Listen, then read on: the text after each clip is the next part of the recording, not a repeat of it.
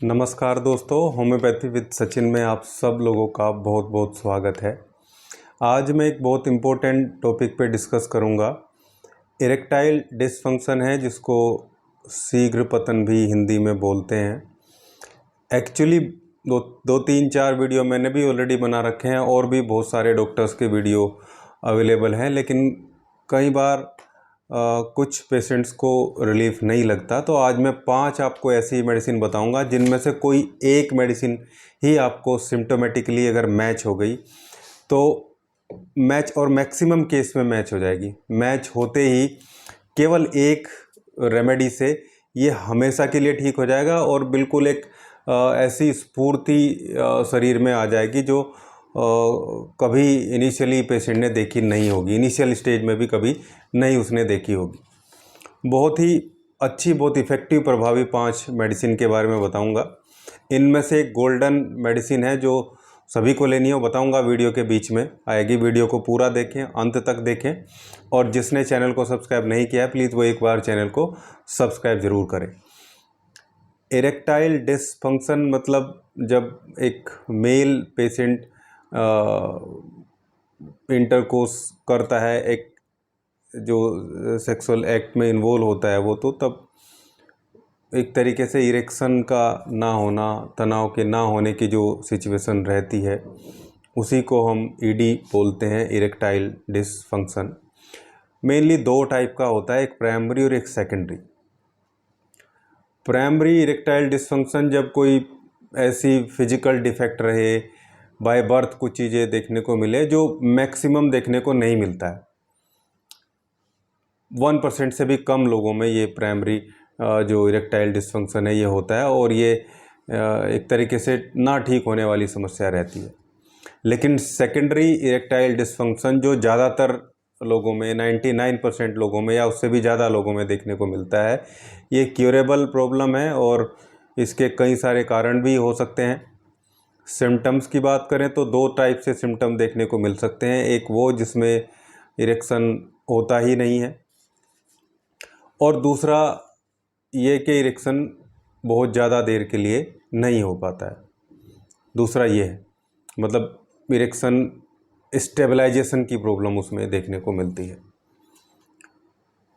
इन दोनों के पीछे ही बहुत सारे कारण देखने को मिलते हैं। अगर हम कारण की बात करें, एक सबसे पहला जो कारण देखने को मिलता है वो जो खासकर जो मेल के हार्मोन होते हैं, इसमें भी टेस्टोस्टेरोन जो हार्मोन होता है उसकी कमी होने की वजह से ये सबसे बड़ा कारण अभी आज की डेट में देखा जाता है। दूसरा बड़ा कारण, और इतनी ही बड़ा कारण आप इसको समझ सकते हैं जितना टेस्टोस्टेरोन लेवल का है, वो है मेंटल स्ट्रेस। मेंटल स्ट्रेस भी बहुत बड़ी प्रॉब्लम है। और बाहर जो मेल काम करता है, एक आदमी बाहर, उसका एक स्ट्रेस लेवल बाहर उसको जॉब पे देखने को मिलता है। पूरा दिन में इतना स्ट्रेस हो जाता है कि शाम को उसमें एनर्जी नहीं रहती। वो कोशिश करता है कि खाए और बस लेट जाए।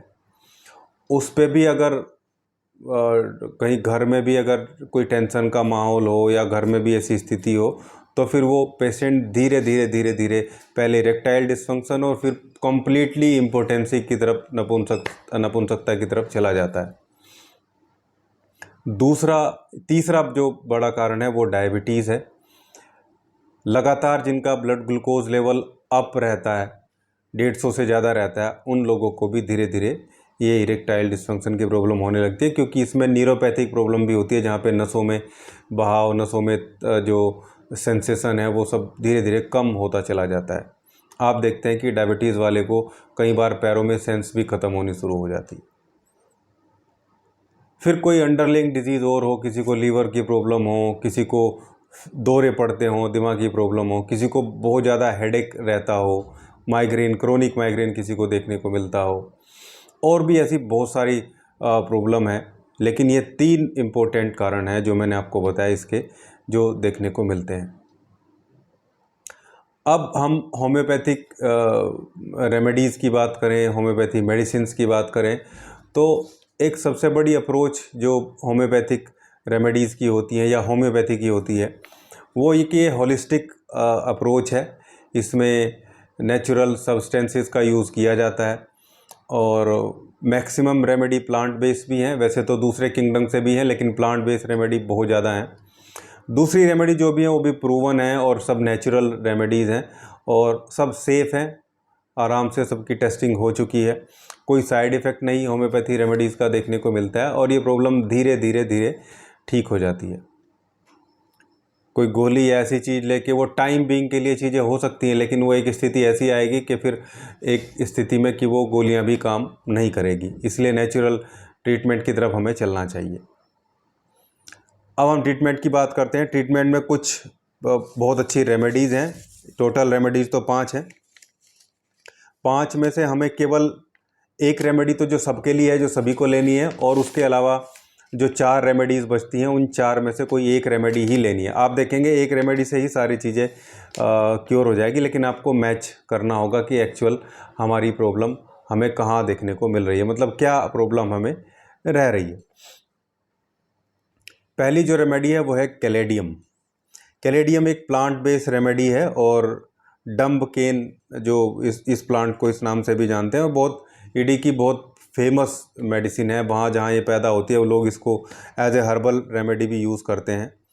इसमें क्या होता है कि एक जो पर्सन होता है, एक पेशेंट होता है, वो एक तरीके से उसकी जो डिज़ायर है वो तो हाई रहती है, डिज़ायर उसको रहती है, हमेशा उसको डिज़ायर रहेगी, लेकिन वो असमर्थ रहेगा, इरेक्शन और तनाव की प्रॉब्लम उसमें रहेगी, वो उसको ना के बराबर उसमें देखने को मिलती है। ऐसी प्रॉब्लम आती है तो कैलेडियम बहुत अच्छी रेमेडी है। कैलेडियम की 30 पोटेंसी की 2-2 बूंदे जीभ पे दिन में 2 बार, या ज़्यादा प्रॉब्लम है तो दिन में 3 बार भी ली जा सकती है। हम देखेंगे कि बहुत जल्दी ये प्रॉब्लम ठीक हो। एक और भी है कि अगर कोई बहुत ज़्यादा जिसने स्मोकिंग की है, तंबाकू का सेवन किया है, उसको भी ये प्रॉब्लम हो सकती है। बहुत ज़्यादा बीड़ी, सिगरेट, तंबाकू, चैनी, खैनी ये सब लेने वाले को, उसको भी यही रेमेडी देनी है, कैलेडियम ही देनी है। नेक्स्ट जो रेमेडी है वो है एग्नस कास्ट। इसमें अब जो कैलेडियम है उसमें इरेक्शन थोड़ी देर के लिए रहता है, जो पहली रेमेडी है, इच्छा रहती है। इसमें हम देखते हैं कि एग्नस कास्ट में कि इसमें इच्छा भी नहीं रहती है, और दूसरा जो इरेक्शन है वो बिल्कुल ज़ीरो होता है। इम्पोटेंसी की जो प्रॉब्लम है, नपुंसकता की जो प्रॉब्लम है, उस तरफ ही पेशेंट रहता है।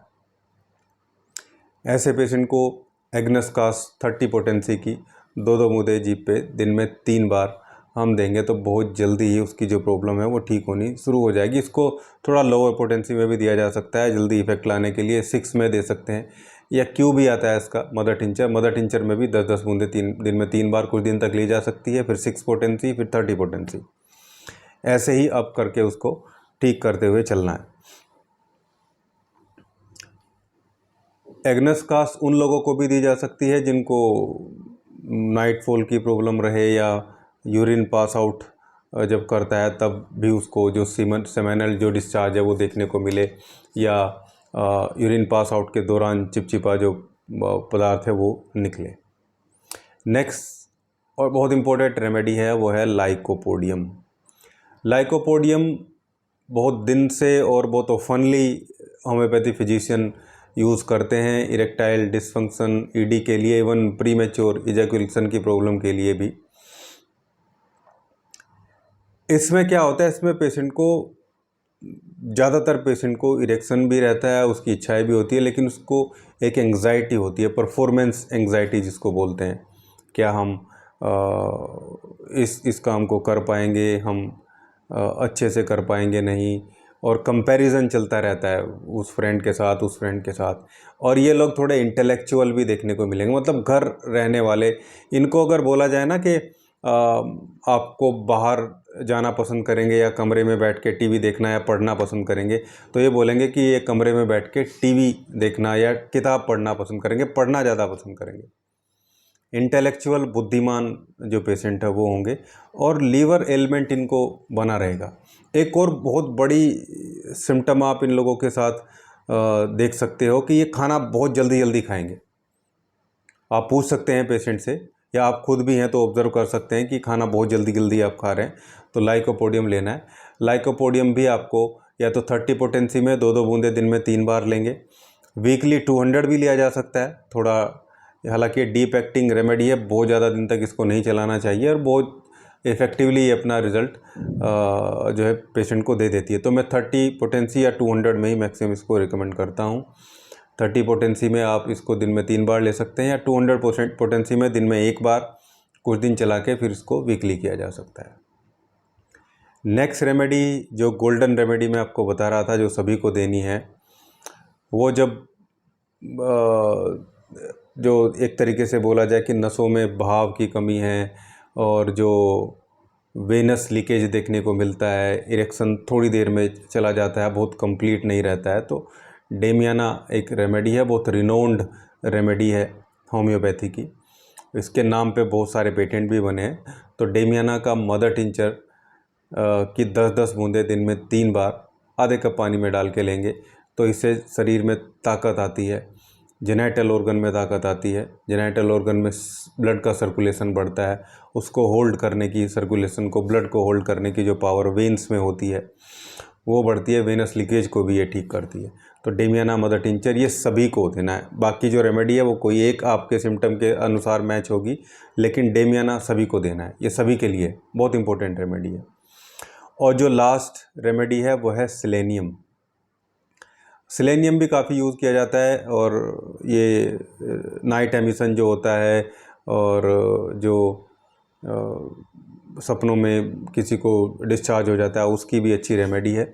लेकिन सेलेनियम उन लोगों को देना है जिनको ईडी की प्रॉब्लम है और उनकी डिज़ायर तो रहती है और लेकिन थॉट बहुत ज़्यादा चलते हैं, हमेशा उनके माइंड में ये सब एक्टिविटी चलती रहेगी। इसके लिए वो वीडियो देखेंगे, इस टाइप का साहित्य पढ़ेंगे, किताब पढ़ेंगे, इस टाइप की मूवी देखना पसंद करेंगे। लेकिन एग्जैक्ट टाइम जब होता है तब जो इरेक्शन है वो बहुत कम रहता है, ना के बराबर रहता है या थोड़ी देर के लिए रहता है। तो मेन प्रोमिनेंट यही है कि इसमें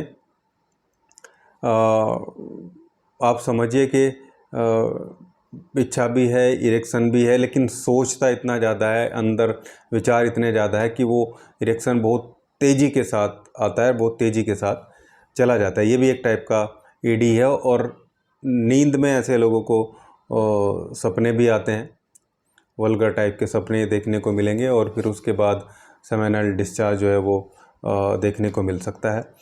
इन सभी एक्टिविटी की ये बहुत अच्छी रेमेडी है। जिसने बहुत ज़्यादा ये सब एक्टिविटी कर ली हों, बचपन में कोई बहुत सारी गलतियां कर ली हों, उसमें भी ये रेमेडी सेलेनियम दी जा सकती है।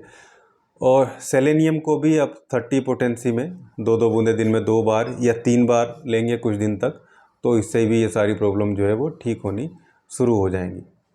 ये 5 रेमेडीज़ मैंने आपको बताई हैं, जिनमें से डेमियाना सभी पेशेंट को देनी है और बाकी जो 4 रेमेडी में से कोई एक रेमेडी जो भी सिम्टोमेटिकली आपको फिट लगती है उसको आप ले सकते हैं और बहुत जल्दी ही सारी प्रॉब्लम्स जो है वो ठीक हो जाएंगी। ये आज का वीडियो था और उम्मीद करता हूँ आप लोगों को अच्छा लगा होगा। अच्छा लगा तो लाइक कीजिए, शेयर कीजिए, चैनल को सब्सक्राइब ज़रूर करिएगा।